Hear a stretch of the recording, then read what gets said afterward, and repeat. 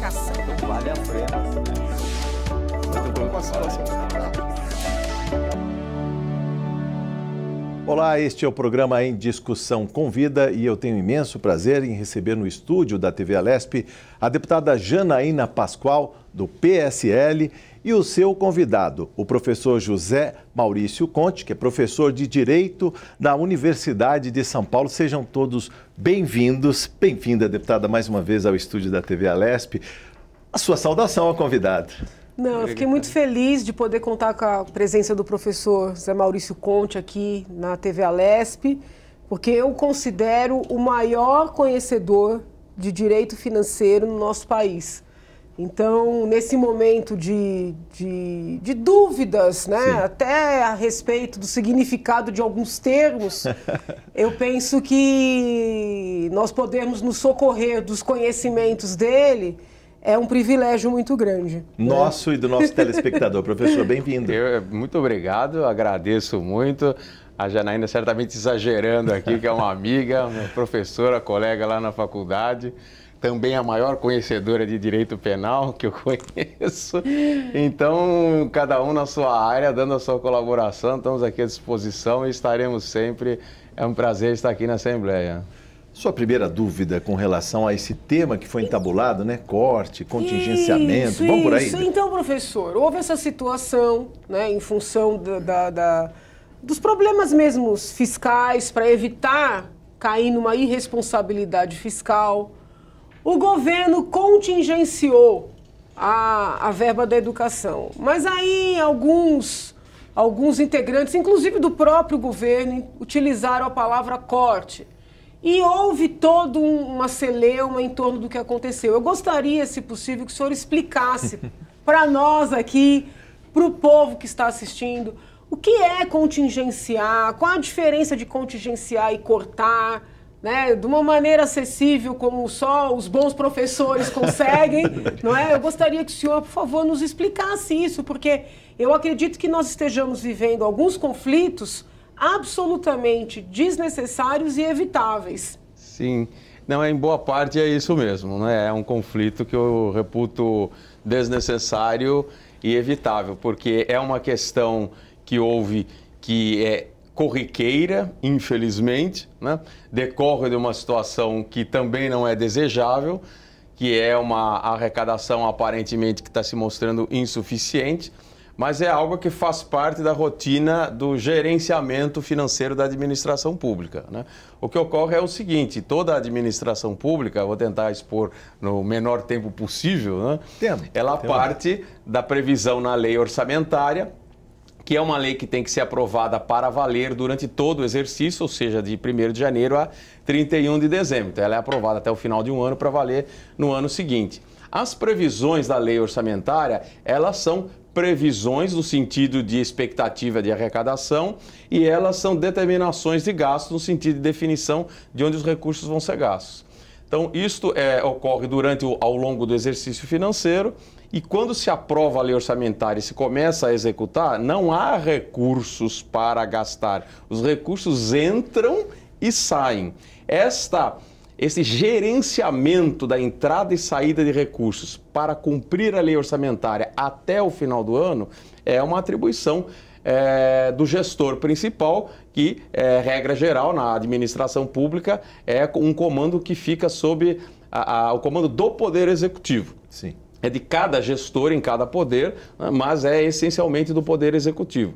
E o Poder Executivo ele tem a obrigação de praticar atos de modo a fazer com que se compatibilize este ingresso de recursos que vai ocorrer durante todo o ano com a saída prevista e autorizada de recursos conforme a lei orçamentária, que vai ocorrer também durante todo o ano. Então, existem alguns instrumentos que permitem fazer esse ajuste do ingresso com a saída.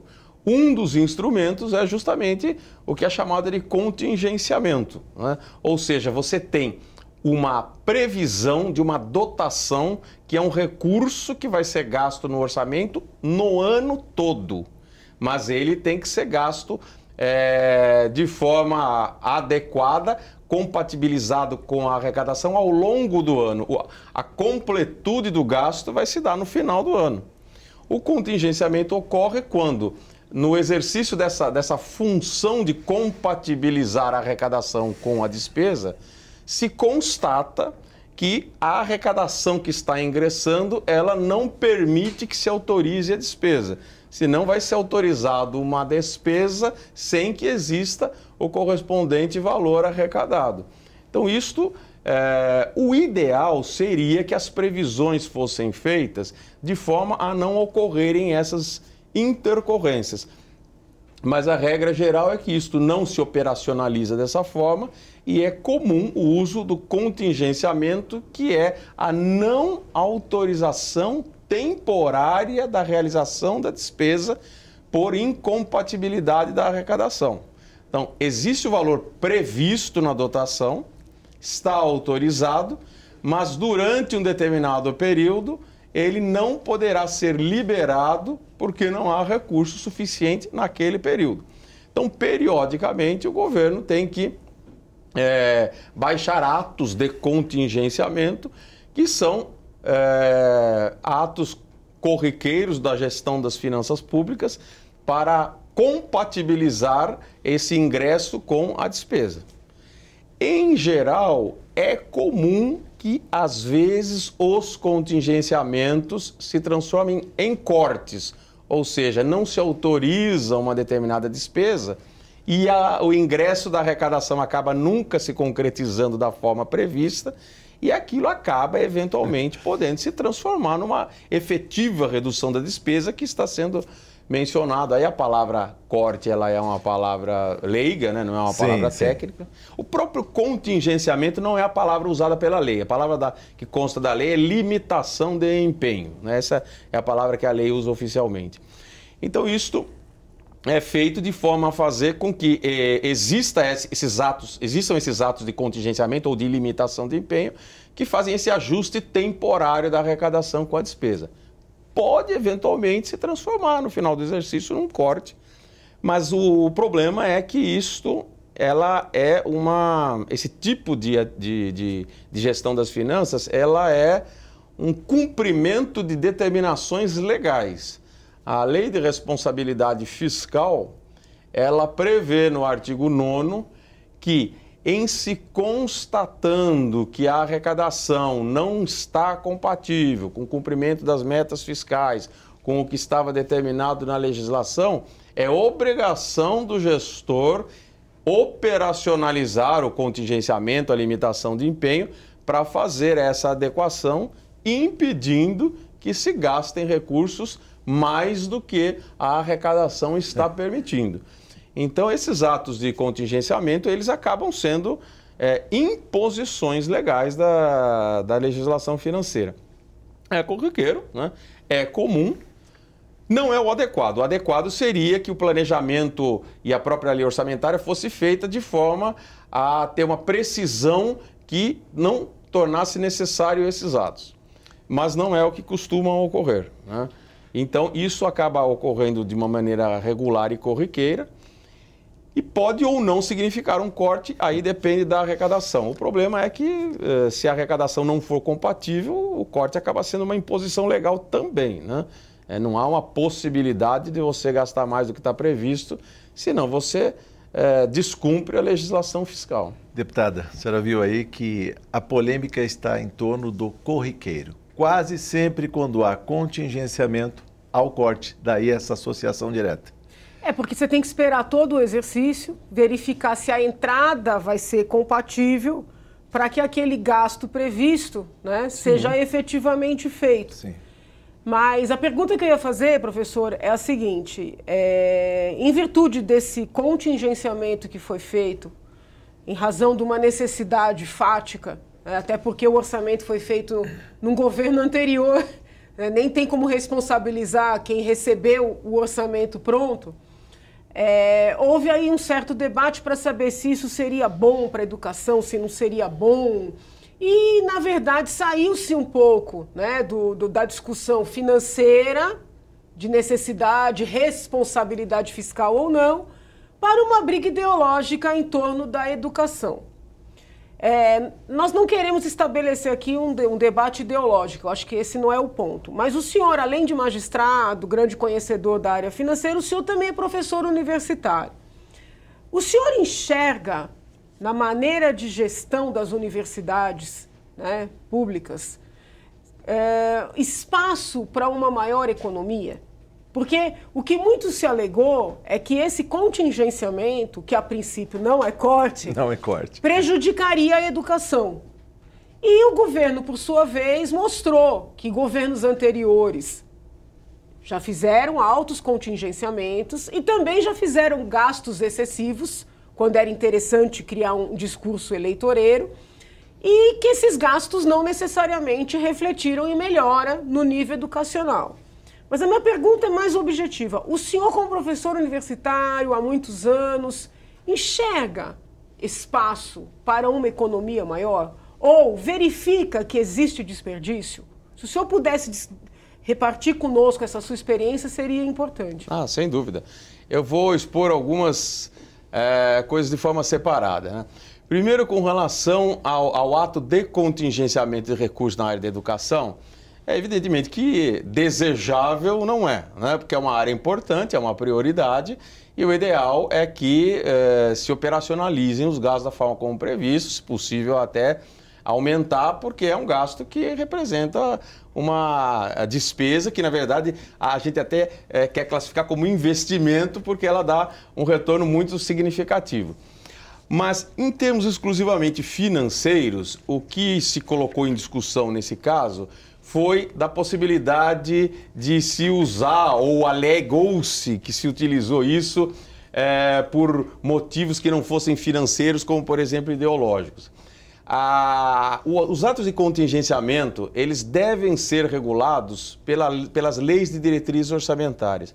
E a Lei de Diretrizes Orçamentárias Federal, ela costuma ser bastante detalhada e ela estabelece critérios objetivos e rígidos para operacionar o contingenciamento que não dão espaço para esse tipo de discricionariedade. Então, em seguindo a lei da forma como ela está colocada, não há espaço para esse grau de discricionariedade no sentido de escolher que tipo de contingenciamento vai ser feito de forma específica, sem que seja por motivos exclusivamente financeiros. Então, eu não acredito que tenha sido feito, acredito que as palavras usadas nesse sentido tenham mais uma força de retórica, porque oficialmente isso não é permitido. Então, esse é um ponto, né? Com relação, que envolve inclusive a questão da chamada autonomia universitária, né?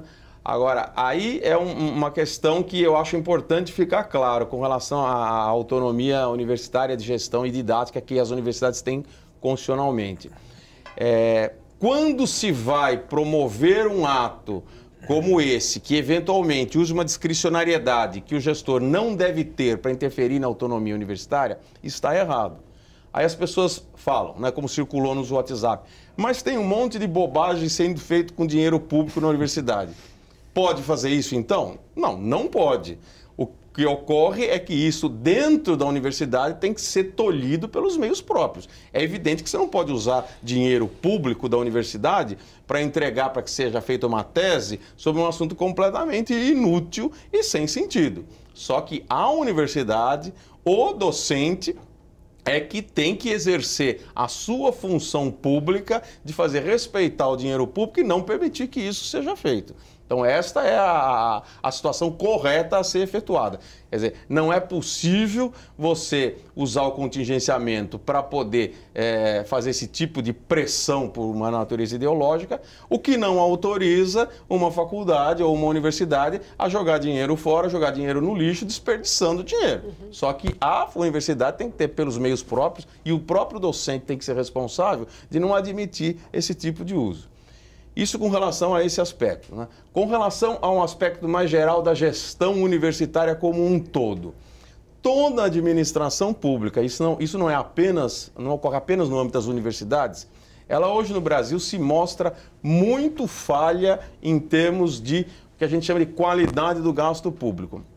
Existe efetivamente muito mau uso de recurso público, de maneira até que eu chamaria de não dolosa, digamos, culposa, por desconhecimento de técnicas de gestão pública e que fazem com que exista muito desperdício de dinheiro público. Então, a resposta é muito clara, não tenho dúvida, claro que isso não deve ocorrer em todos os casos, mas é provável que seja na maioria deles, há desperdício de dinheiro público, quase que sem sombra de dúvida, que poderia ser evitado com melhorias de gestão. Eu até dei um exemplo no artigo que eu publiquei recentemente de algumas falhas graves dentro da administração pública, como, por exemplo, muitas delas sequer têm institucionalizado os seus órgãos de controle interno, que são órgãos importantíssimos, são determinação constitucional de que os órgãos da administração pública têm que ter um sistema de controle interno para fazer a fiscalização da aplicação dos recursos e também a orientação da administração toda sobre métodos de melhor gestão e de gastar melhor o dinheiro público. E o que se vê, provavelmente, é que na maioria das universidades, mesmo as maiores e mais importantes, às vezes não tem órgão de controle interno, que é um despropósito pela dimensão de recursos que elas gerenciam, ou às vezes até tem, mas eles existem quase que para constar oficialmente que existem. Eles não exercem realmente as funções para as quais eles foram criados, de acompanhar as metas,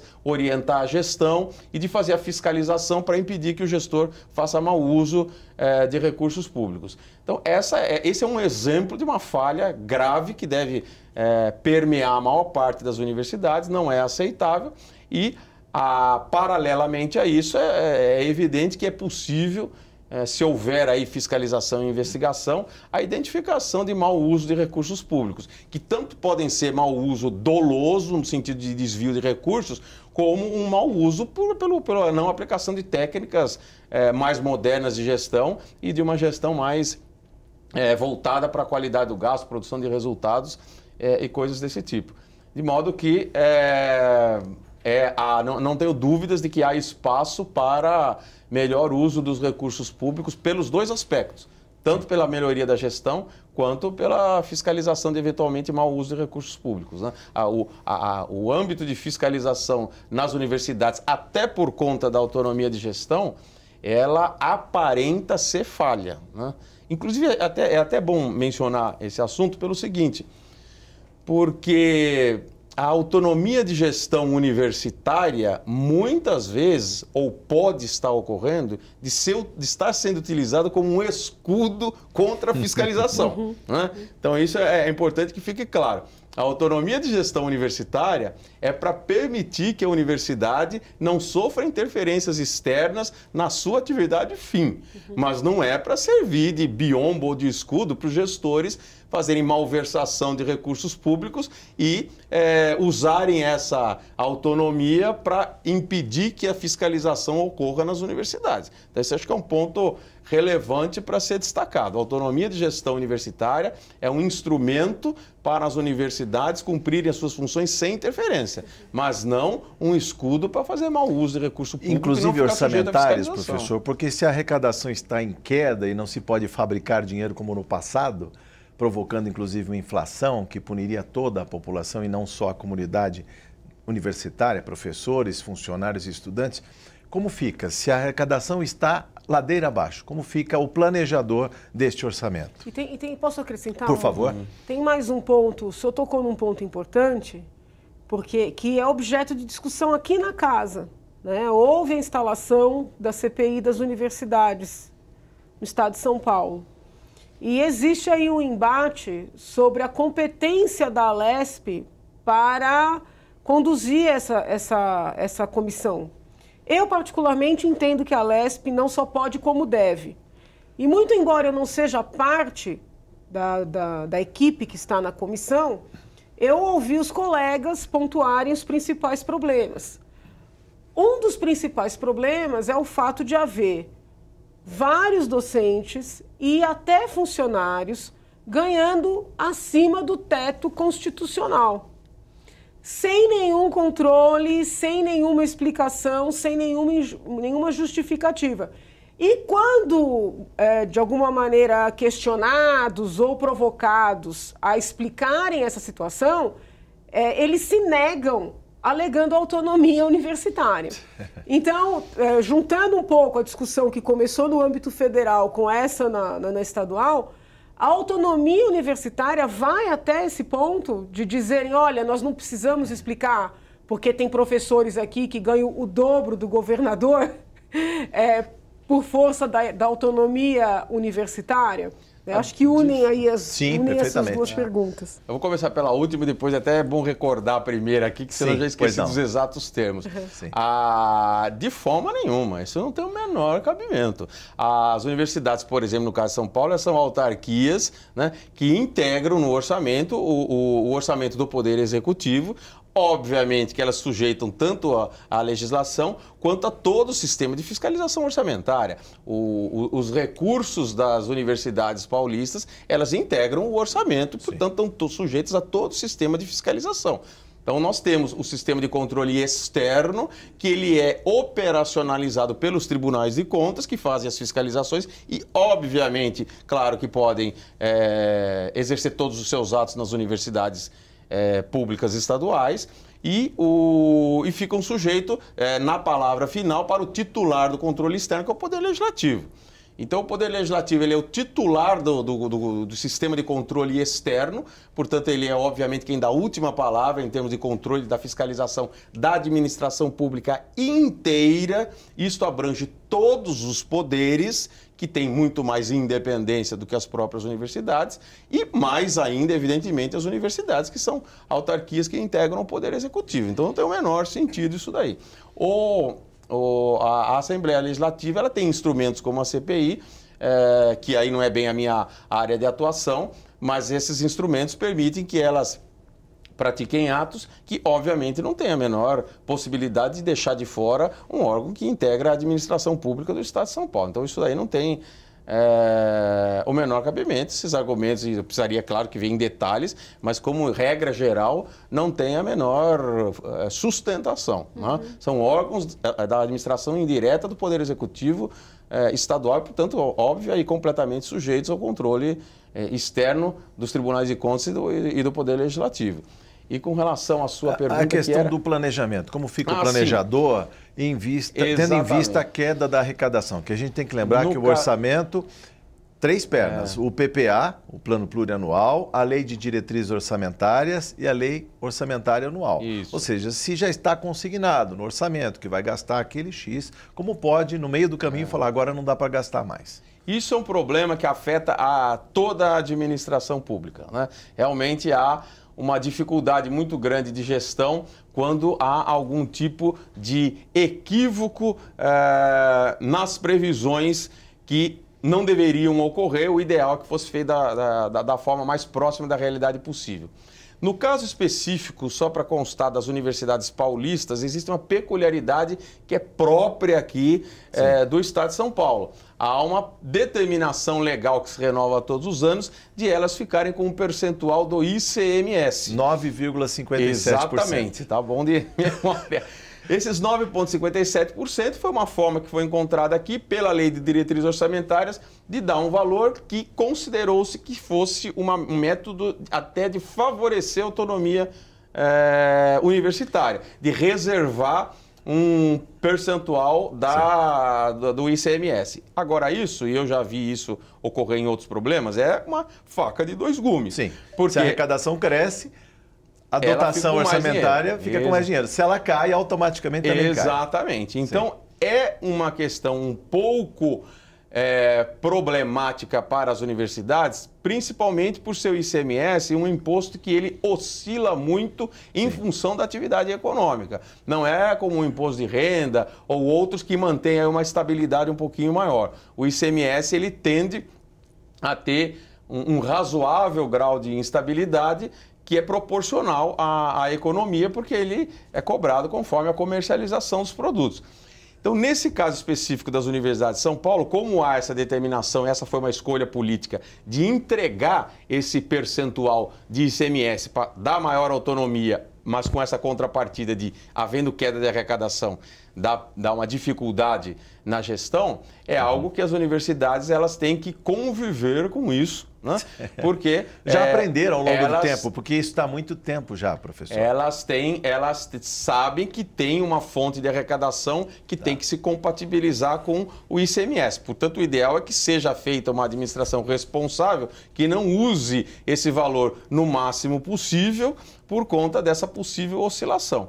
Nas universidades, como numa boa parte do serviço público, uma parte significativa, costuma corresponder a 90% das despesas, são pagamentos de pessoal, que são despesas que a gente considera pouco comprimíveis. Sim. Se comprometer toda essa despesa pouco comprimível com uma arrecadação oscilante, já é previsível que isso possa dar algum tipo de problema e prejudicar todo o sistema de planejamento. Então, as faculdades não podem contar com esse tipo de despesa incomprimível numa arrecadação que ela já está ciente que é sujeita a alterações. Preciso fazer um breve intervalo agora. Podemos continuar essa conversa no próximo bloco do Em Discussão Convida, que volta em instantes.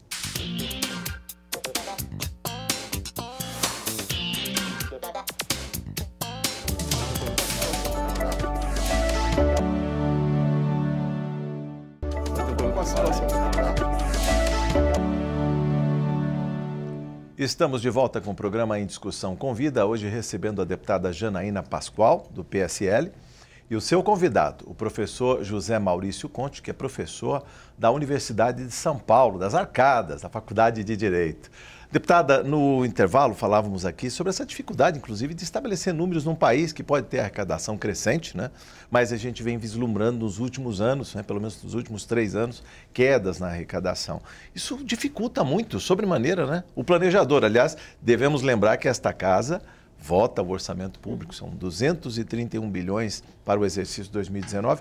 Como fica tocar um governo sabendo que a arrecadação está decrescente? Essa é a dificuldade, e vamos passar para os professores. Essa que é a importância, só me metendo aqui em seara alheia, da lei de responsabilidade fiscal.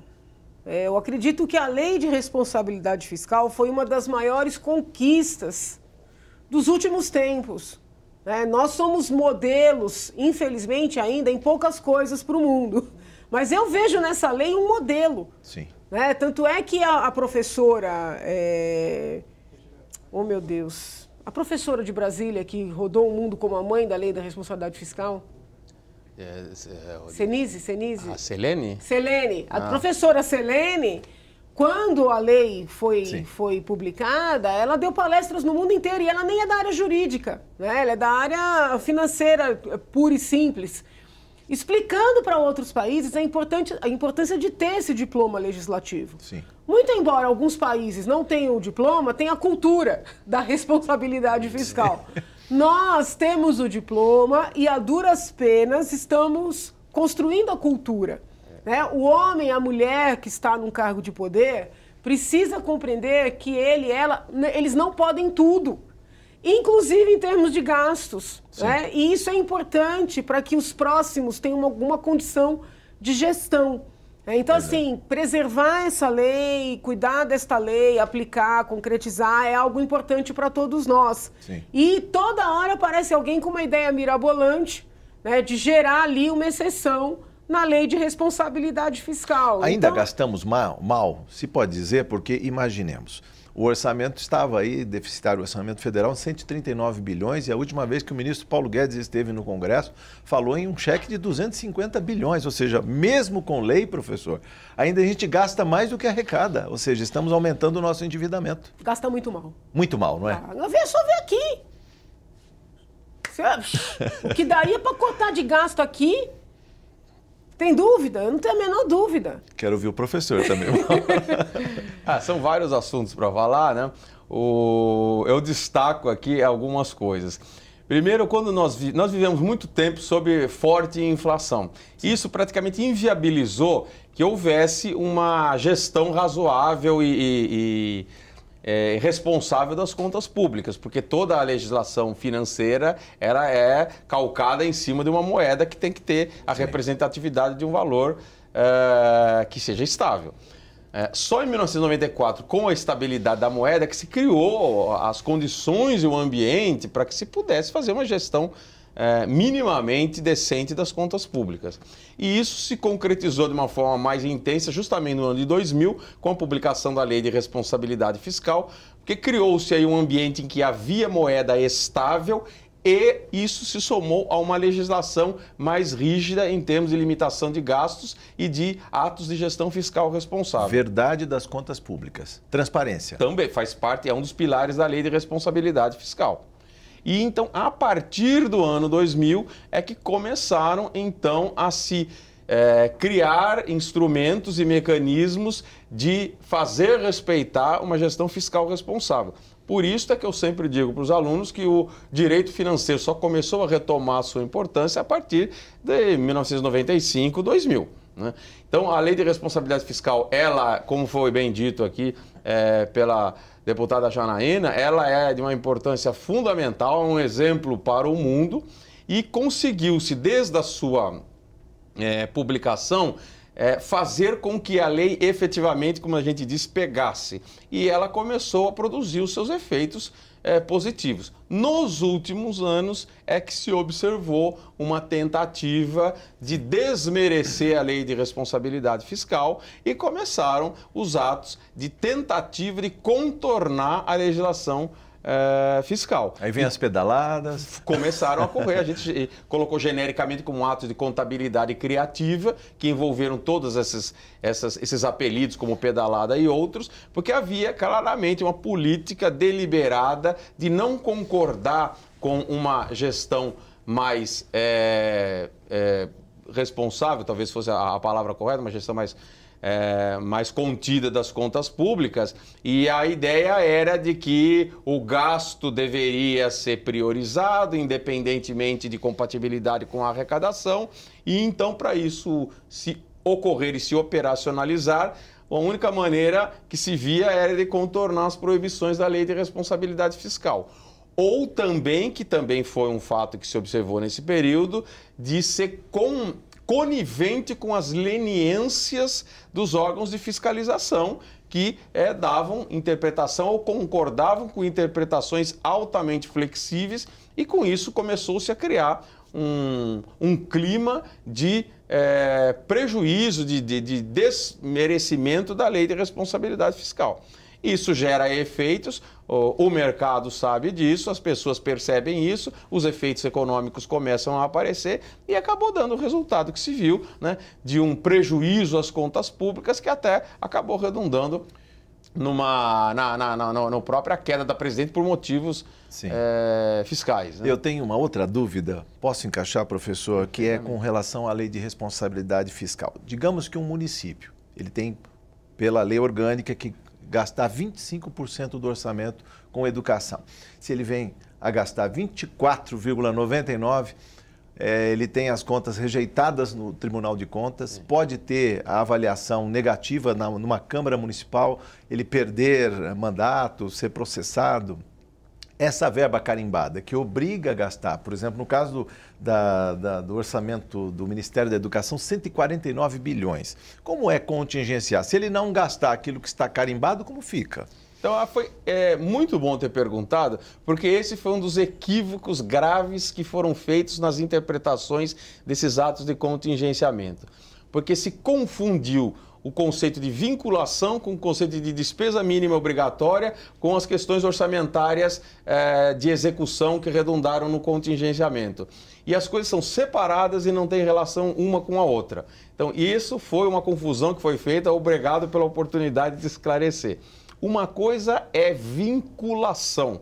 Vinculação analisado estritamente, num conceito, digamos, stricto sensu, que eu consideraria o correto e o adequado e o técnico, é a ligação de uma receita com a despesa. Isso ocorre em algumas vezes. Então, se estabelece que uma determinada fonte de arrecadação, ela tem que ser direcionada para uma despesa específica. Sim. Aí nós temos um caso de vinculação. Esse caso da educação, ela até na própria redação da Constituição, é feita referência como sendo uma vinculação, mas não é. Ela é uma obrigação constitucional de gastar pelo menos um determinado valor na educação, mas Sim. não há ligação de fonte de receita com despesa. Sim. É uma obrigação de gastar determinado valor, no caso aí 25% dos municípios com educação. O contingenciamento é um controle que se faz durante a execução orçamentária. O fato de se fazer contingenciamentos e até eventualmente de gastar menos do que o que estava previsto, Sim. em nenhum momento faz deixar de valer a obrigação de gastar o mínimo com educação. Sim. Então, no final do exercício financeiro, contingenciando ou não, tem que resultar em gastar pelo menos os 25% com educação. Então, uma coisa não tem relação com a outra. Porque se houve queda na arrecadação e houve corte, pode até gastar menos do que o que estava previsto, mas o percentual do gasto mínimo obrigatório está preservado. Então isso não se alterou. Né? Então houve uma confusão em relação a isso que não tem sentido, que é justamente por não se conhecer exatamente como é que o sistema funciona. Então a situação específica é essa, os 25% para os municípios, que é previsão constitucional, para a generalidade, alguns são mais do que isso, por normas internas, isso daí está sempre preservado. Sim. Independentemente, o contingenciamento não pode ser grande o suficiente para se transformar num corte que eventualmente resulte em menor aplicação. Gastar menos do que isso. Deputada. Então, professor, talvez até como sinal, né, de uma mudança de cultura, nós estejamos agora discutindo temas áridos em meio à população, né? Reforma tributária, reforma da Previdência e, no âmbito de tudo isso, uma medida provisória, né, que foi enviada ao Congresso pelo Poder Executivo, a tal MP 870, que, traduzindo para o público, reorganizou, né, a esplanada, vamos dizer assim. Nós tínhamos 29 ministérios e essa reorganização, por força dessa MP, baixou para 22 ministérios.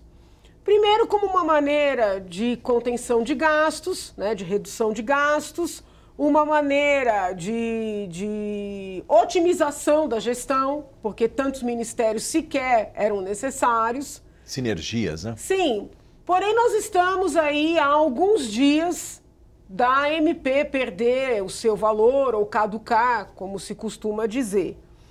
E toda uma divergência, se deve haver manifestações, se não deve haver manifestações. Eu já deixei muito claro o meu posicionamento e as razões deste posicionamento. Mas a minha pergunta para o senhor é a seguinte: nesse contexto, né, de necessidade de contingenciar, de necessidade de preservar, privilegiar a responsabilidade fiscal, o que deve fazer o Congresso? Né? Votar de uma vez essa MP para concretizar os 22 ministérios ou para mostrar força ao Poder Executivo, não sei bem o que isso significa, para que isso serve. Deixar expirar o prazo. Deixar voltar os 29 ministérios. Acho que há uma mistura de questões financeiras aí com políticas, né? Porque, veja, o Poder Executivo, ele é o gestor principal das finanças públicas, né? A organização dos poderes atribui ao Poder Executivo a gestão das finanças, e existem atos que são atos que eu consideraria típicos de gestão. Por exemplo, a organização da administração pública. Mas essa organização da administração pública, embora seja ato típico de gestão e de iniciativa do Poder Executivo, ela é ato sujeito ao crivo do Legislativo e ele tem que aprovar e tem que concordar com aquilo, por isso esses atos são operacionalizados por meio de lei. Agora, toda a gestão das finanças públicas e própria administração pública, ela é um ato compartilhado entre o Poder Executivo e o Legislativo. Isso se vê nas próprias finanças. A lei orçamentária é uma lei de iniciativa do Poder Executivo, sim, aprovada pelo Legislativo, executada pelo Executivo e fiscalizada pelo Legislativo. Então veja que há uma necessidade de cooperação nesse sentido. No mesmo sentido, a administração pública, né? A gestão fica sob comando do Poder Executivo e ele, para isso, precisa realizar uma série de atos, como, por exemplo, reorganização de ministérios, mas isso fica submetido ao crivo do Legislativo. Eu, particularmente, entendo que deveria haver um respeito às atribuições de funções, no sentido de que se o executivo, que é o gestor principal, foi eleito para isso, entende que é mais adequado a administração ser feita daquela forma, com aquela organização, o Congresso Nacional deveria respeitar isso e aprovar o poder executivo, aprovar o que o executivo pede dentro das suas limitações e não usar isso como um instrumento de pressão política em desacordo com o interesse público. Porque ficaria muito difícil o Poder Executivo ter uma determinada forma de conduzir a administração e ficar tolhido pelo Poder Legislativo no exercício dessa que é uma função própria dele. Então não parece ser a melhor atitude, né? Mas formalmente a atitude, como depende de lei, ela é possível, né? Sobretudo porque a MP, né, vai ao encontro, ou seja, na linha do que a população quer, que é corte, que é o enxugamento. Pois entendeu? Mas o enxugamento da máquina. No caso do enxugamento da educação, nesse contingenciamento, professor, onde está a racionalidade quando se fala em preservar salários? E aí a deputada, inclusive, fez essa menção de que alguns salários estão muito acima do teto, quando, na verdade, se corta em terceirizados, serviços terceirizados. Muitas vezes você tem o salário preservado, mas a pesquisa que aquele professor faz vai parar por falta de insumos. Como fica a racionalidade? Como é cortar numa área tão aguda como é a educação? A gestão das universidades, ela tem uma autonomia que é prevista na própria Constituição, justamente para permitir e fazer com que a própria universidade faça a gestão de seus recursos, que deve estar voltada ao interesse, evidentemente, público, como toda administração pública. Então, caberia aos gestores tomarem as medidas para, primeiro, respeitar a legislação, né? Os salários dos servidores públicos, eles estão sujeitos a uma série de limitações que não podem ser violadas. Isso independe, quer seja poder executivo, legislativo, judiciário ou uma autarquia. Então, se há ilegalidades, elas têm que ser coibidas e tem que ser tem que se impedir que elas sejam feitas. Mas a gestão deveria ser feita de forma interna, da forma a preservar e atender ao interesse público. Então, caberia aos gestores, digamos, o reitor das universidades, fazer com que os recursos sejam aplicados da maneira que é mais conveniente por interesse público. Então, não parece razoável, digamos, primeiro que preservar salário acima do teto é ilegal. E conceder vantagens ou benefícios em detrimento, eventualmente, numa pesquisa que seria mais adequada para atender o interesse público, é uma decisão gerencialmente equivocada e que não atende o interesse público, né? Então, aí deveria haver uma coibição do ato interno das universidades que não estão atendendo o interesse público. Não deve haver interferência externa, mas não deve se permitir que internamente eles cometam equívocos, inclusive de gestão ou de legalidade. Seria porque a gente não tem orçamentos base zero, professor? Que era sempre assim, pega o orçamento do ano anterior, projeta a inflação, a variação cambial e se coloca um plus, não é assim? Eu acredito que este problema, que o senhor pergunta, o professor responde, ele está um pouco além da questão orçamentária. Sim. Eu acho que não tem a ver, com todo respeito, com a questão orçamentária. Pelo seguinte, confunde-se desrespeito à autonomia com exigência de alguma racionalidade. Então, o poder público, né, os poderes, executivo, legislativo, judiciário, eles não podem chegar lá na universidade e dizer, olha, isso você não pode pesquisar. Olha, isso você tem que pesquisar. Você tem que pesquisar e chegar a estas conclusões. Sim. Você não pode fazer uma pesquisa que questione a linha que agora segue o Poder Judiciário. A autonomia universitária segue, ao fim e ao cabo, existe para preservar a democracia, né? Para preservar a democracia. Porém, em nome desta tal autonomia, o que se faz? Pega-se um dinheiro considerável e distribui-se para aquelas pessoas que são amigas do rei, do rei dentro da universidade, não fora, né? Do reitor. Para que sejam, não só do reitor, mas você tem vários chefes, do chefe, é uma estrutura extremamente hierarquizada. E as várias bolsas são concedidas menos pela qualidade, pela capacidade técnica, mais pelas amizades e pelas ideias defendidas. Sim. Então, olhem que interessante. Em nome da autonomia, ninguém pode fiscalizar a falta de autonomia dos pesquisadores que querem ser independentes. Sim. Não é isso, professor? Tá bastante preciso, então né? o que acontece? Não, todo mundo pesquisa a mesma coisa. E todo mundo tem bolsa para pesquisar a mesma coisa. E todo mundo se cita internamente, um adulando o outro. Quando aparece alguém com uma ideia nova, dificilmente esse alguém sobrevive nesse ambiente. E aí, quando alguém vai de fora dizer, mas espera aí, dessa maneira não está certo, vocês estão dando bolsas para pessoas que estão pesquisando as mesmas coisas, né? Produzindo textos muito parecidos, e quem está tentando quebrar esse monopólio está sendo asfixiado, aí se alega a autonomia. Sim. Então, é necessário trabalhar esse dinheiro público considerável com um pouco mais de inteligência. Sim. Né? Está faltando inteligência. Então, por exemplo, a mesma questão das aulas. Muitos professores viajam para o exterior em eventos que são importantes, mas de maneira absolutamente ausente de qualquer critério. Não se sabe por que sempre os departamentos ou as unidades são representadas pelas mesmas pessoas. Não existe um rodízio, né? Há professores que nunca estão em sala de aula. Vivem mais na Europa do que dentro da universidade.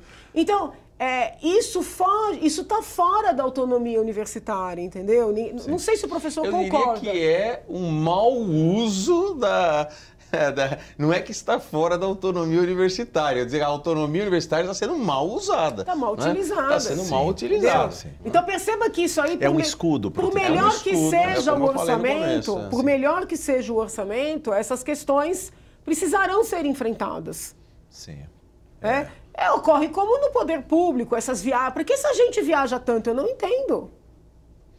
A pessoa nem assumiu o cargo e já está dando palestra sobre o que está fazendo no cargo. Produz primeiro e depois vai apresentar os feitos.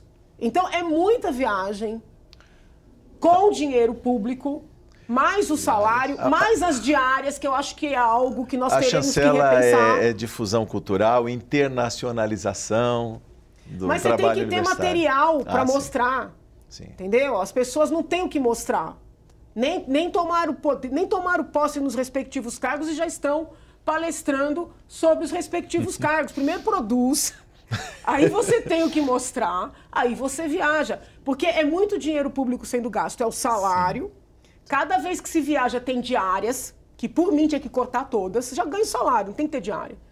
Mais as despesas de viagem, mais o tempo que alguém vai ter que estar... ocupando aquele cargo. Sim. Então, desculpa, se é um momento de contenção de gastos, nós temos que discutir isso tudo. Né? Não sei, posso ser radical demais. Não, mas eu acho que é um momento para essa discussão. O que eu acho importante e relevante, que é um dos pilares da gestão fiscal responsável e é considerado internacionalmente como um dos melhores instrumentos de responsabilidade na gestão fiscal, é a transparência. Então, se isso que foi dito aqui, como muito se acusa, é verdade, o que seria importante saber? Então, bom, já foram feitas viagens, que todos saibam disso, né? Que todos saibam se o docente foi para o exterior para fazer o quê e ganhou quanto para isso, isso tem que ser totalmente público. Então, eu não tive acesso aos documentos, mas os colegas que estão fazendo a CPI comentaram que... houve situações de docentes viajando com dinheiro público e levando a família. É preciso saber. Totalmente fora de propósito. Se a família quiser viajar, o docente paga com seu salário a viagem da família. Né? Não tem sentido. Porque é um dinheiro muito suado para o povo que paga o imposto. E aí vem aquelas fórmulas mirabolantes. Não, vamos privatizar, vamos cobrar mensalidade. Não, se a gente racionalizar esse muito dinheiro público, dá para manter no atual modelo, entendeu? Existe muita margem para melhor uso do dinheiro público. Isso ocorre em toda a administração pública e as universidades não são exceção. A gente observa que o sistema de gestão da administração pública e das universidades inclusas, eles são precários em termos de modernização das técnicas de gestão.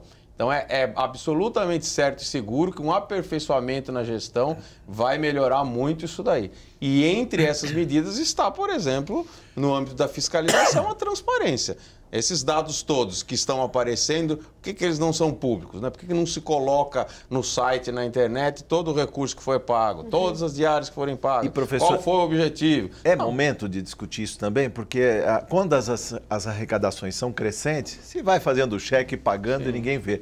Agora é na crise, né? Como dizem os economistas, quando a maré baixa é que se vê quem está nadando pelado, né? Exato. No caso das universidades é isso, né? Nós temos tempo ainda? Poucos minutos praticamente então, para as considerações finais. Não, eu queria aproveitar e fazer uma pergunta. Sim, por favor. É o seguinte, professor, o governo estadual tem enviado vários projetos de lei visando a desestatização. Já houve a discussão e a votação aqui de um PL referente a 6 empresas públicas. Já chegou a concessão do Instituto Botânico, do Parque do Zoológico. O Ibirapuera. Já tem também o ginásio do Ibirapuera. Porém, paralelamente a essas discussões que estão ocorrendo aqui na casa, o governo já está fazendo audiências públicas para alguma mudança na gestão dos presídios. Se eu entendi bem, o governador vai tentar conduzir essa discussão fora da Assembleia. Já já eu vou questionar essa linha aí que o governador está adotando.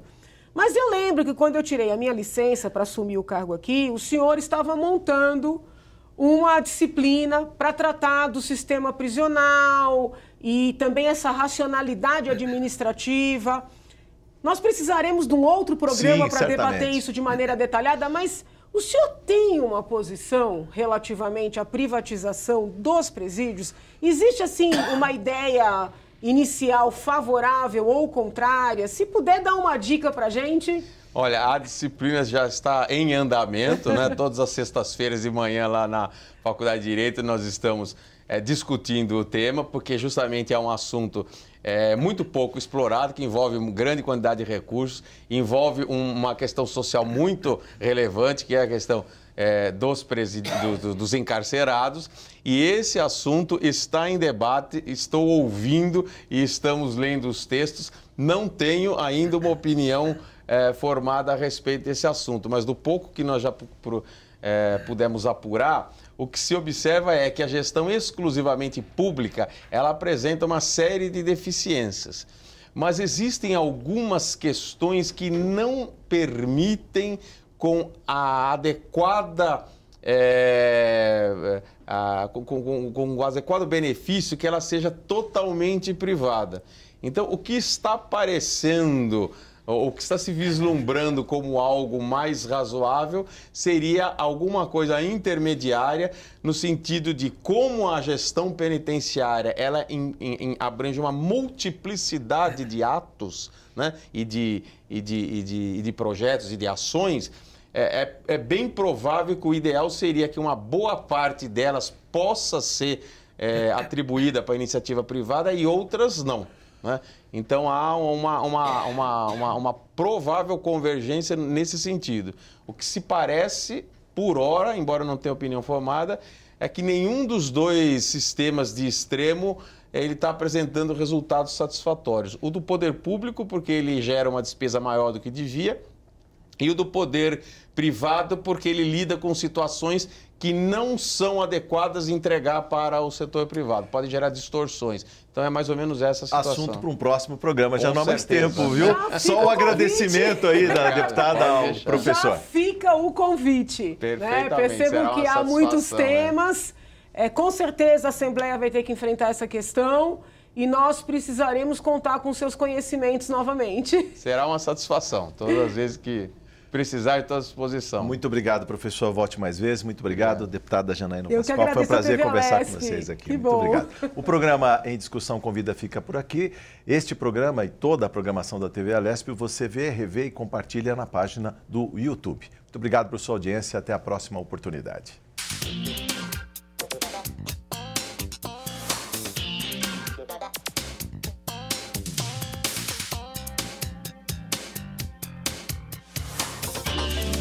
Aplicação. Vale a pena. Muito bom com a situação.